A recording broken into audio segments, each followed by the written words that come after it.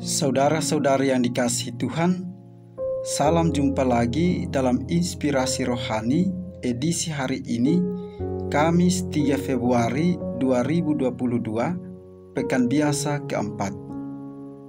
Marilah berdoa.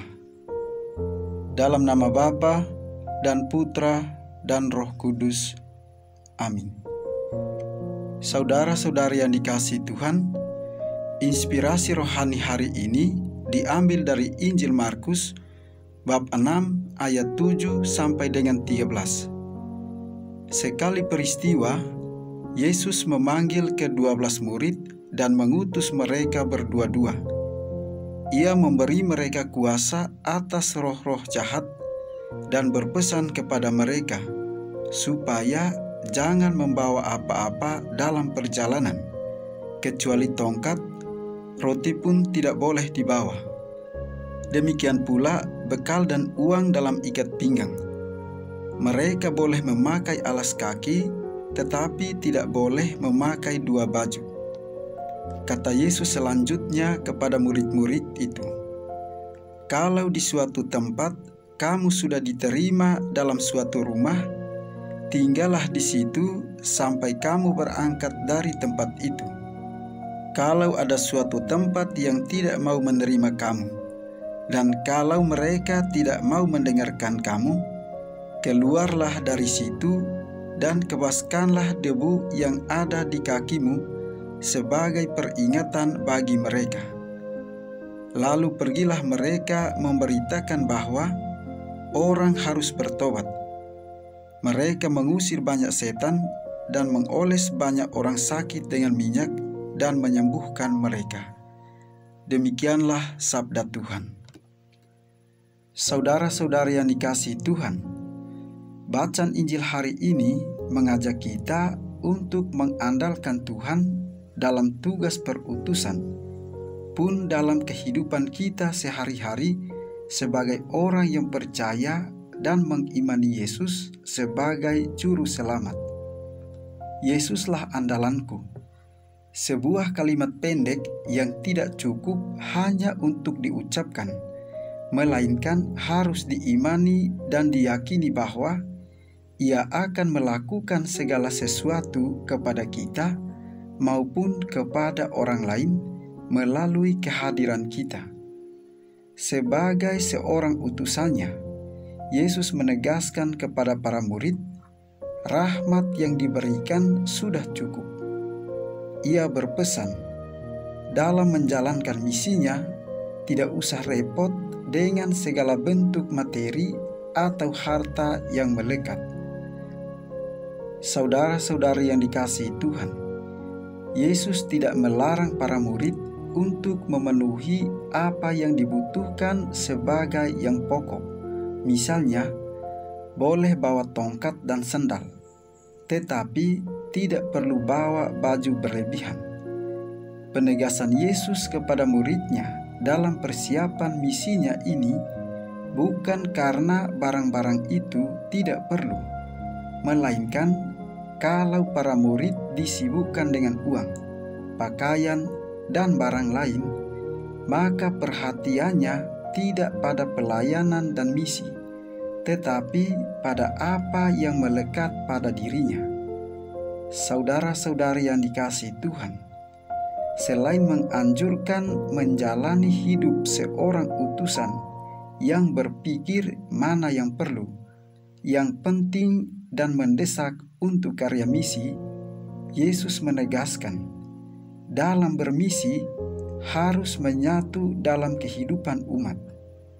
Keterbukaan umat dan kebersamaan dengan mereka adalah sarana yang sangat efektif untuk memperkenalkan kehendak Allah. Maka tinggal di rumah di mana para murid diterima adalah penegasan Yesus kepada mereka.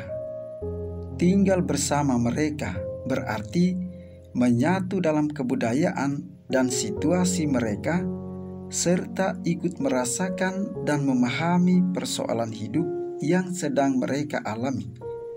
Melalui kebudayaan setempat, seorang misionaris dan utusan Yesus dituntut memasukkan nilai-nilai kristologi dalam situasi masyarakat tersebut.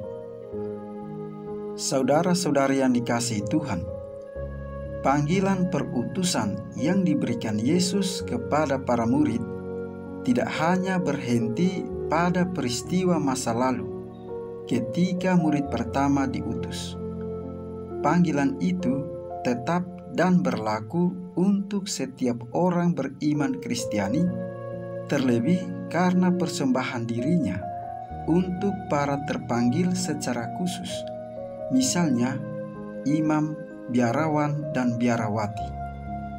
Berkat pembaptisan, setiap dari kita tidak hanya dikuduskan, melainkan dipilih dan diutus untuk mengobarkan budaya kebenaran dalam semangat kenabian, untuk mewujudkan kekudusan hidup dalam semangat imamat, dan membangun persekutuan sebagai citra Allah dalam semangat rajawi.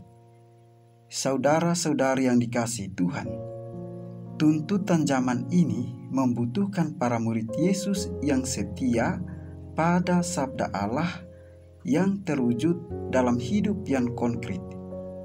Umat membutuhkan seseorang yang bisa diteladani dan dicontoh, bukan hanya yang pandai dan pintar.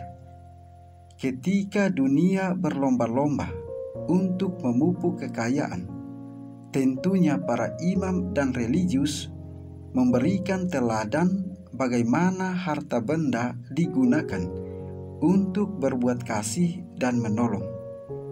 Ketika orang berlomba-lomba mencari hidup yang hedonis dan nyaman, para murid Yesus harus berani menjadi pribadi yang siap berjerih payah. Ugahari dan makanan, pakaian, uang, dan fasilitas kiranya merupakan cara terbaik untuk mengobarkan kembali daya kekuatan roh yang telah diterimakan dalam tabisan maupun kaulnya.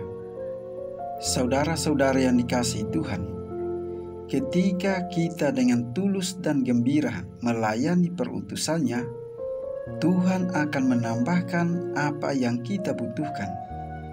Kalau kita mencari kesibukan hanya untuk memenuhi keinginan ego kita, rahmat Tuhan akan semakin jauh dari diri dan perutusan kita. Marilah berdoa. Ya Yesus, bantulah kami untuk selalu memiliki pendirian yang teguh dalam mewartakan kerajaan-Mu di tengah dunia zaman ini, sehingga dalam kehidupan sehari-hari kami pun mampu melakukan kebaikan kepada sesama dengan tulus. Berilah kami kepercayaan akan kuasa Ilahi-Mu, dan jadikanlah kami saluran rahmat dan berkat bagi sesama kami. Sebab Engkaulah Tuhan dan pengantara kami, yang hidup dan berkuasa, kini dan sepanjang segala masa. Amin.